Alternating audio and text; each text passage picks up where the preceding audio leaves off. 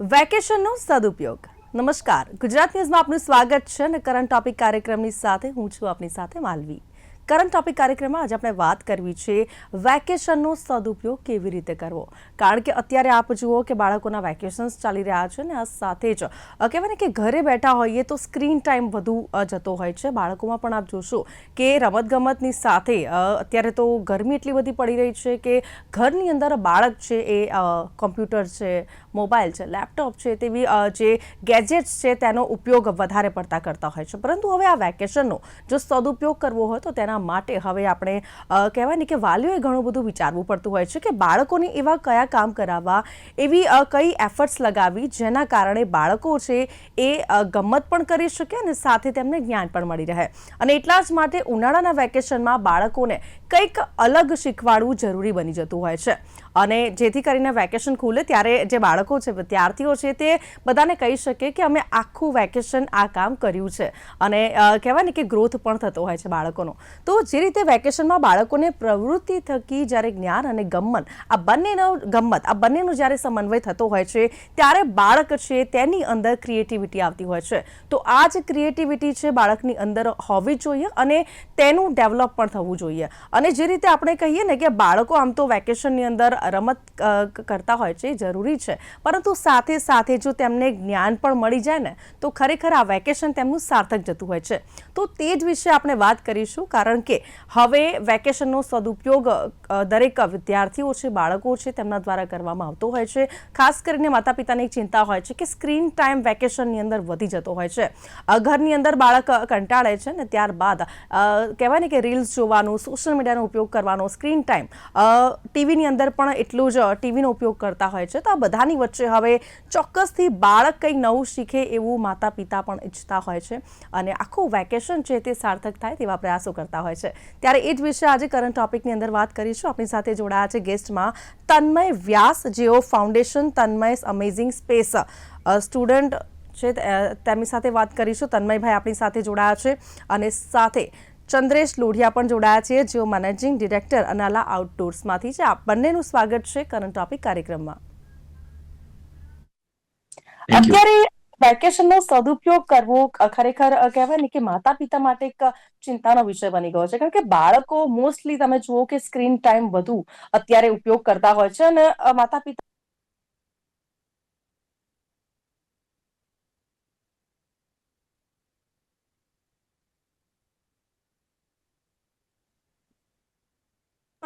માટે પણ આ ક્યાંક ચિંતાનો વિષય બની જતો હોય છે કે ભાઈ બાળકોને એવું શું કરાવવું જેથી બાળકોની અંદર ક્રિએટિવિટી છે તે ઉત્પન્ન થાય ને આ સાથે રમતગમત પણ તેઓ કરી શકે. ત્યારે આપનું શું માનવું છે, વેકેશનનો સદુપયોગ કેવી રીતે કરી શકાય?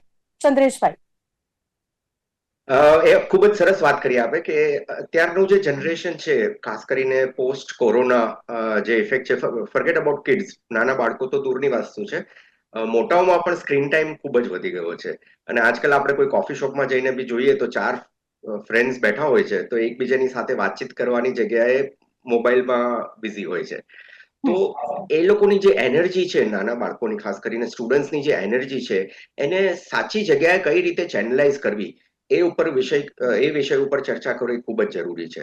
તો ઘણા બધા પ્રોગ્રામ્સ કરી શકે. ઓનલી થિંગ ઇઝ કે એ લોકોને ઇન્ટરેસ્ટ હોવો જોઈએ અને વાલીઓને એના વિશે નોલેજ હોવું જોઈએ. તો ઘણા બધા એજન્સીઓ એવી છે કે વેકેશનના સદુપયોગ માટે અલગ અલગ જગ્યાએ પ્રોગ્રામ્સ થતા હોય છે, એમાં મોકલી શકે. તન્મયભાઈનું સ્પેસ સેન્ટર છે, એમાં આખી એક અલગ જ વસ્તુ છે, એ લોકો કરાવે છે. તન્મય ડેફિનેટલી વાત કરશે. પણ જ્યાં સુધી અનાલા આઉટડોર્સ ની વાત કરીએ તો અમારું જે ઓર્ગેનાઇઝેશન છે એ લગભગ 40 વર્ષ જૂનું છે અને દર વેકેશનમાં અમે બાળકોને અલગ અલગ જગ્યાઓ પર trekking camps, trekking expeditions, nature camps, એ બધા પ્રોગ્રામ્સ અમે ઓર્ગેનાઇઝ કરતા હોઈએ છીએ. તો આ ખાસ કરીને આ સમર વેકેશનમાં અમારી પાસે હિમાલયમાં, ખાસ કરીને કારણ કે ગરમી એટલી બધી છે એટલે અમે અમારા બધા પ્રોગ્રામ હિમાલયમાં રાખેલા છે. તો મનાલીમાં એક કેમ્પ છે અમારો, શિમલામાં કેમ્પ છે, તીર્થન વેલી છે ત્યાં એક કેમ્પ છે, પછી બરોટ વેલી કરીને છે હિમાચલમાં, ત્યાં કેમ્પ છે. અને એ સિવાય હિમાલયન ટ્રેક્સ એક્સપિડિશન્સ કે જેમાં ફક્ત ટ્રેકિંગ પ્રોગ્રામ, જે લોકો ઓલરેડી કેમ્પ્સમાં આવી ચૂક્યા હોય અને એ લોકોને આગળ વધીને કંઈ કરવું હોય તો એમના માટે હિમાલયન ટ્રેક્સમાં આપણી પાસે હામટા પાસ છે, હરકીદુન છે, ભૃગુ લેક છે, ચંદ્રશિલાને ચોકતાનો ટ્રેક છે, કેદારકાંઠાનો ટ્રેક છે.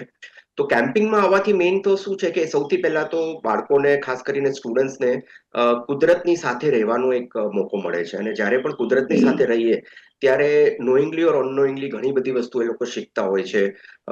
ત્યાંની હિસ્ટ્રીના વિશે, ત્યાંના ફ્લોરા ફોના, વન્યજીવન વિશે, અને નેચરની સાથે એક કનેક્શન બેસી જતું હોય છે લોકોનું. તો આ રીતે બિલકુલ. સારો સદુપયોગ થઈ શકે કેમ્પ્સમાં આવવાથી. બિલકુલ. તન્મયભાઈ, આપને સવાલ કરવા માંગુ છું. અત્યારે બાળકો છે, પેરેન્ટ્સ સાથે તો વેકેશનની અંદર ફરવા જતા જ હોય છે, પરંતુ ત્યાં એમને કમ્ફર્ટ ઝોન મળતો હોય છે. પરંતુ જ્યારે એ એમના જ જેવા જે સાથી મિત્ર હોય છે, એમની જ ઉંમરના સાથી મિત્ર હોય છે, તેમની સાથે જ્યારે સમર કેમ્પમાં જતા હોય છે, ત્યારે કઈ રીતનું ડેવલપમેન્ટ થાય છે? ખાસ કરીને જે સમર કેમ્પ કરવામાં આવે છે, આપ પણ જે રીતે સમર કેમ્પનું આયોજન કરતા હોવ છો, કઈ રીતે બાળકોને ફાયદો થતો હોય છે? બહુ સરસ વાતચીત છે.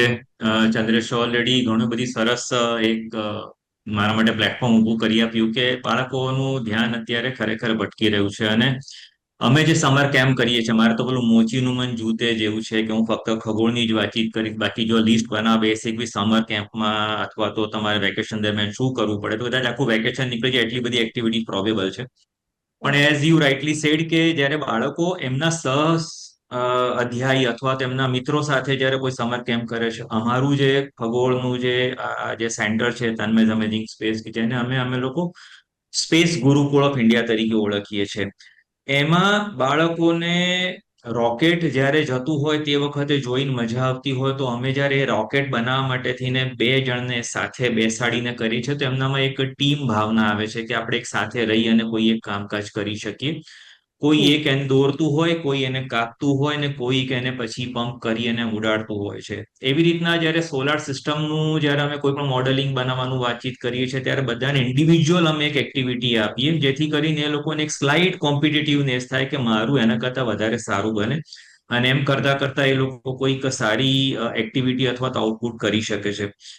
બીજું ઘણી વખત એવું થતું હોય છે કે પહેલાના સમયમાં અમારે જ્યારે સફેદ દાઢી નહોતી, જ્યારે દાઢી જ નથી કદાચ રામ જાણે, ત્યારે લખોટીઓ રમવા બહાર જતા હતા, તડકામાં, ભર તડકામાં ભમરડા રમતા હતા. અમે આંબા ઉપર કેરીઓ ઉપર પથ્થર મારીને વીણી લાવતા હતા.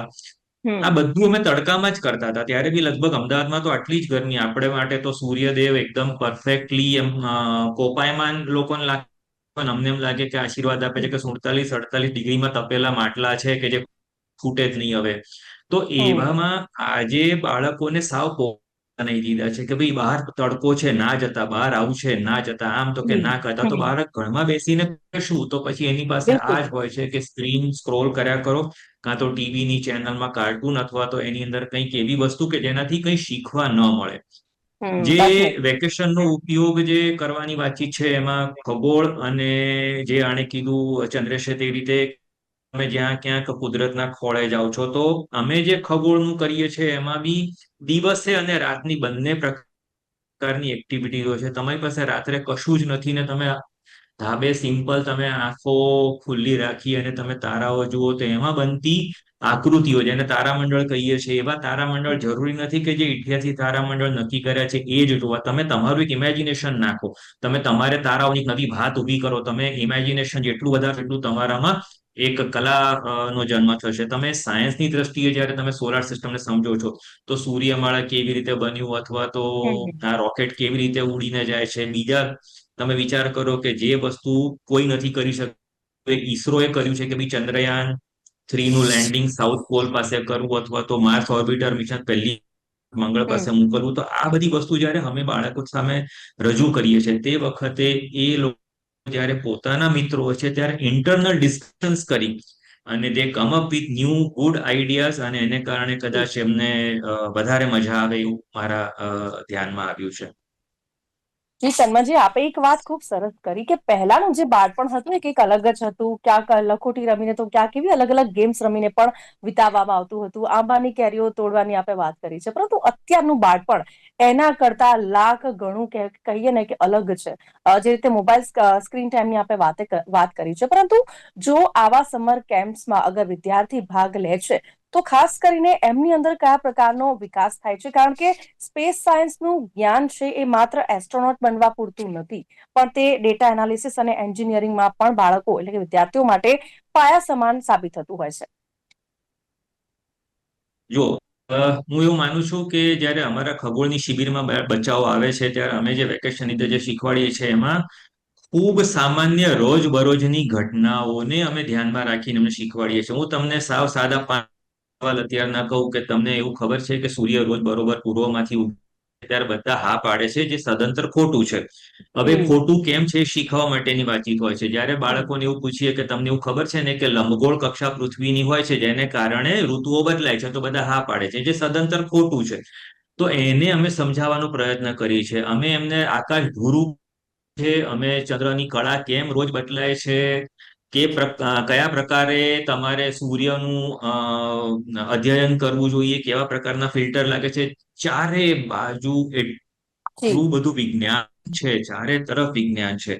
હવે જો આ વિજ્ઞાનને તમે મારા જ્યારે ક્યારેક સ્પેસ સ્ટુડિયોમાં જો તમે આવશો તો અમારું આ જગ્યા ઝીરો ડિજિટલ છે. This is probably the only place across the globe કે જે જગ્યા નવા મ્યુઝિયમ બન્યા પછી પણ એક પણ સ્ક્રીન અમારો અહીંયા આગળ છે નહીં. કારણ કે અમને ખબર છે કે સ્ક્રીનથી ભાગવા માટે થઈને અમે આ એક આખી પહેલ કરી છે કે જેની અંદર સ્ક્રીન ને સ્ક્રીન, તમે કોઈ પણ મ્યુઝિયમમાં જાઓ એ લોકો અત્યારે ડિજિટલી બધી વસ્તુ બતાવે. અમે અહીંયા સેન્સરી ઉપયોગ કર્યો છે કે જેથી કરીને લોકો જોઈ શકે, લોકો કંઈક બનાવી શકે, લોકો કંઈક જાણી શકે, કંઈક મેમરાઇઝ કરી શકે, ક્વિઝ રમે, જિક્સો પઝલ. અમે એમને સમજો કે જિક્સો પઝલ આપીને એમ કહીએ આ સોલાર સિસ્ટમની જિક્સો પઝલ છે, તમે 7 મિનિટમાં બનાવી આપો. અને લોકો જયારે 7 મિનિટમાં બનાવીને તાલીઓ પડે ત્યારે અમે સમજાવીએ છીએ કે જે વસ્તુ 70 કરોડ વર્ષે બની એ તમે 7 મિનિટમાં બનાવી દીધી. કેટલી સુંદર વાત! એમને તરત સમજ પડે કે oh wow, the connectivity between two different numbers એમને હંમેશા યાદ રહી છે કે 7 મિનિટ અને 70 કરોડ.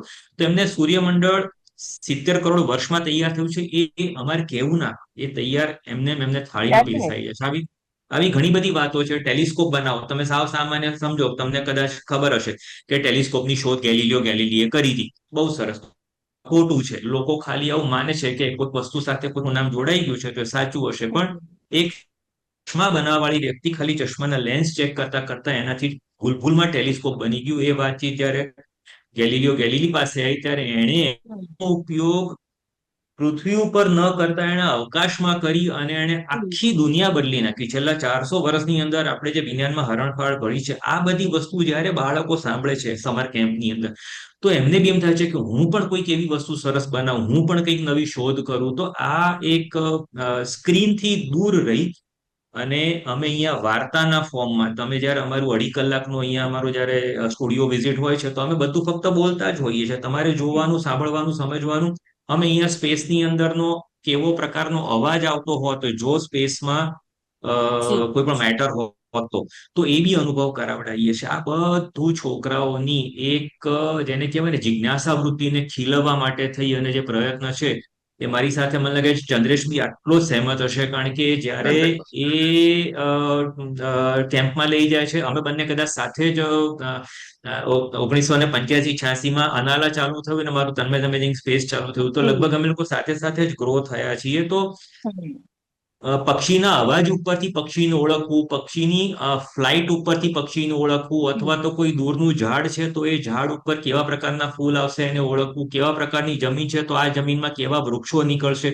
આ બધી વસ્તુ જયારે તમે અનાલામાં જયારે તમે શીખો છો ત્યારે તમને એમ થાય છે કે યાર આ સ્ક્રીન સ્ક્રીન કરીએ છીએ ખોટું છે, એના કરતા આવું કંઈક બિલકુલ. કરવું જોઈએ, કુદરતને ખોળે જવું જોઈએ.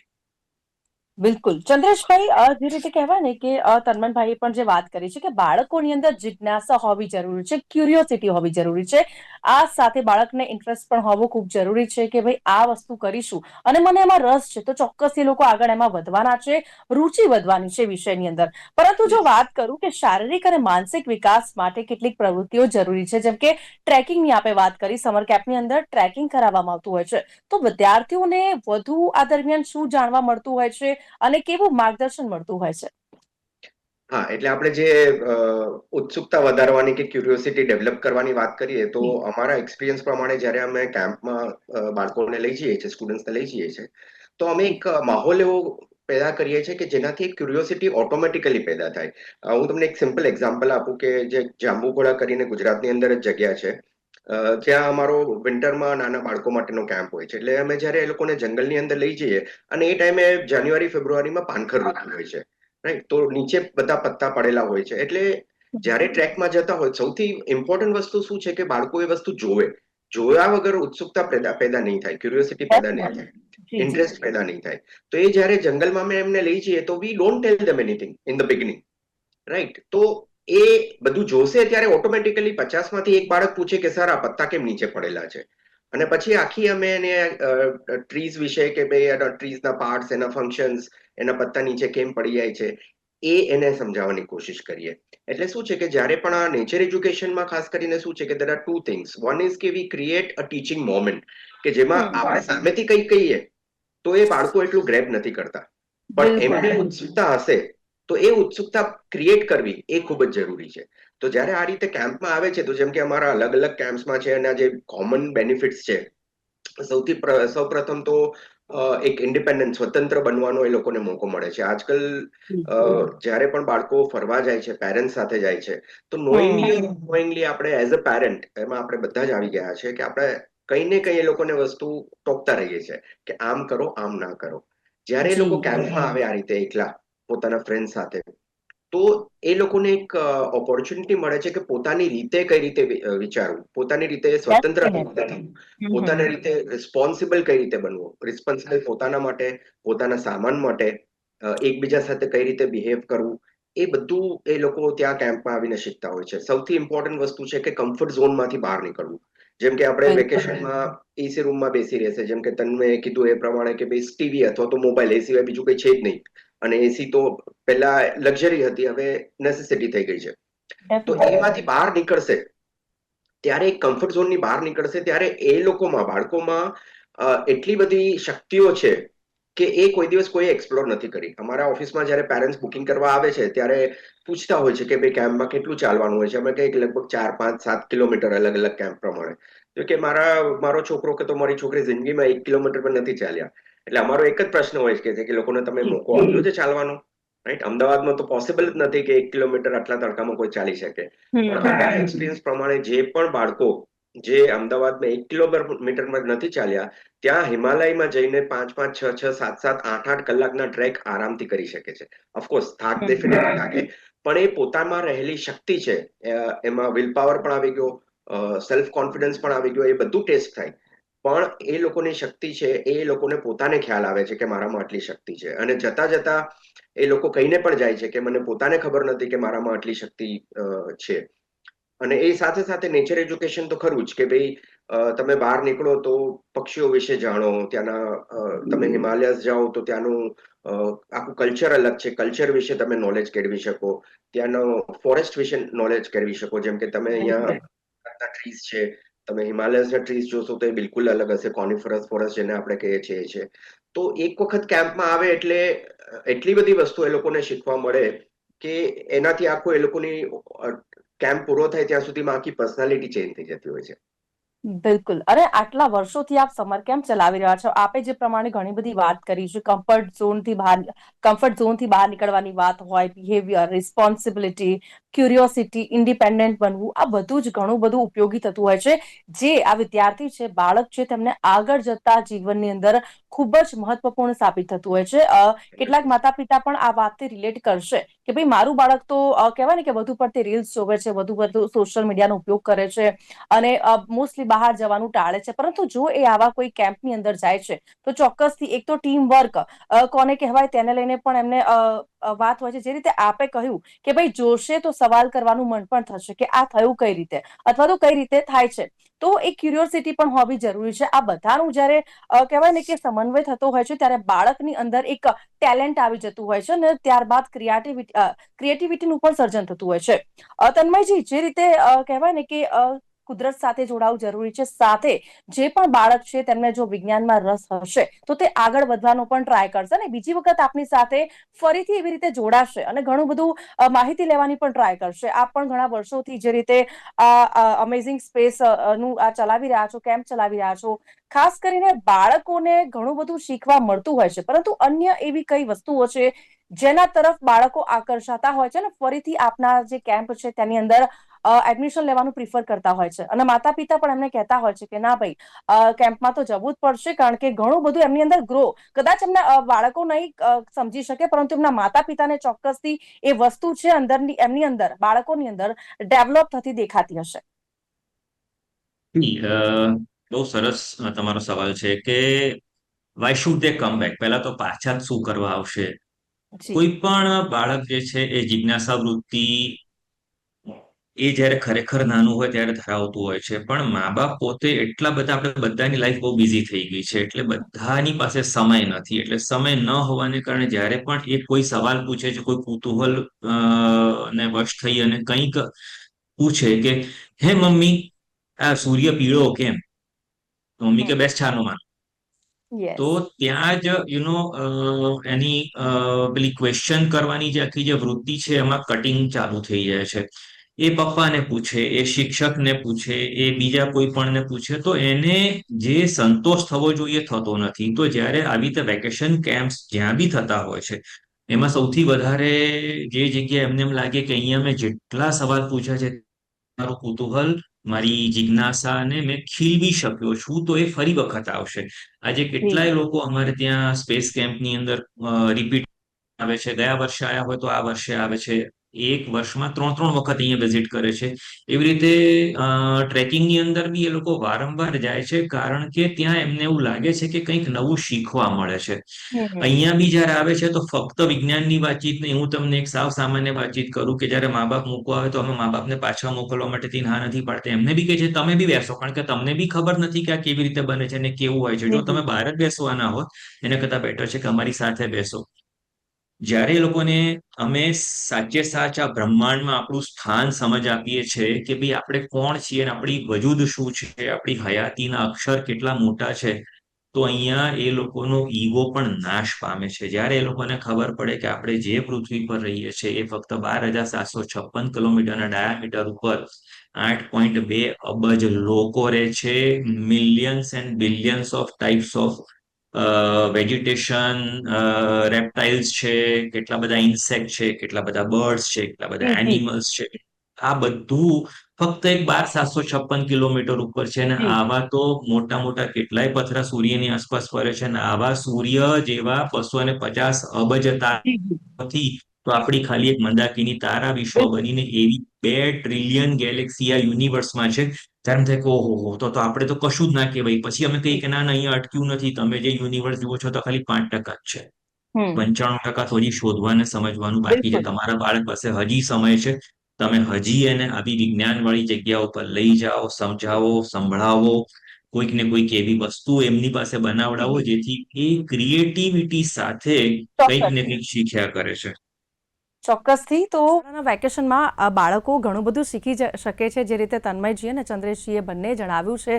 અને કહેવાય ને કે ઘણા બધા માતા પિતા ઈચ્છતા પણ હોય છે કે ભાઈ મારું બાળક આગળ વધે અને વેકેશનનો ખરા અર્થમાં ઉપયોગ કરે, એને સાર્થક કરે. થેન્ક યુ વેરી મચ તન્મયજી અને ચંદ્રેશજી, આ બંને અમારી સાથે જોડાયા, ચર્ચામાં ભાગ લીધો એ બદલ thank you very much. Thank you. તો તમે પણ તમારા બાળકોના વેકેશનનો અથવા તમારા વેકેશન છે તેનો ઉપયોગ કરી શકો છો અને સારી એવી આ જે ક્રિએટિવિટી છે તેમાં પણ ભાગ લઈ શકો છો. કારણ કે કહેવાય ને કે સ્ક્રીન ટાઈમ એ અત્યારના સમયની જરૂરત તો નથી બની, પરંતુ એક આદત બની ચૂકી છે. પરંતુ જો એને છોડાવી હશે તો આવી રીતે કોઈ ક્રિએટિવિટી જે તમારું બાળક કરવા ઈચ્છતું હશે તો ચોક્કસથી આવી રીતે આવી પ્રવૃત્તિઓ સાથે જોડાઈ શકો છો. કારણ કે અત્યારે કુદરત સાથે સંપર્ક ક્યાંક ખોરવાઈ ગયો છે, ક્યાંક બાળપણ પણ અત્યારે અલગ જોવા મળી રહ્યું છે. પરંતુ ચોક્કસથી જો બાળકને આ કુદરત સાથે જોડાવવું હોય, સાથે વિજ્ઞાનમાં જો રસ હોય તો તેમાં પણ જોડાવવું હોય, અથવા તો અલગ અલગ ક્રિએટિવિટી પણ કરી શકે છે. સમર કેમ્પનું આયોજન દર વર્ષે કરવામાં આવતું હોય છે, ત્યારે આ વખતે પણ સરકાર દ્વારા પણ, રાજ્ય સરકાર દ્વારા પણ કેમ્પના આયોજન કરવામાં આવ્યા છે.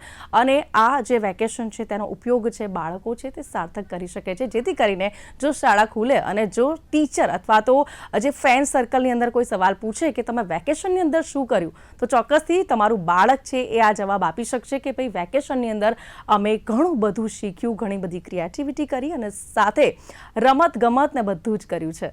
તો હાલ કરંટ ટોપિકમાં બસ આટલું જ. ફરીથી મળીશું નવા વિષય સાથે. હાલ મને આપશો રજા. નમસ્કાર.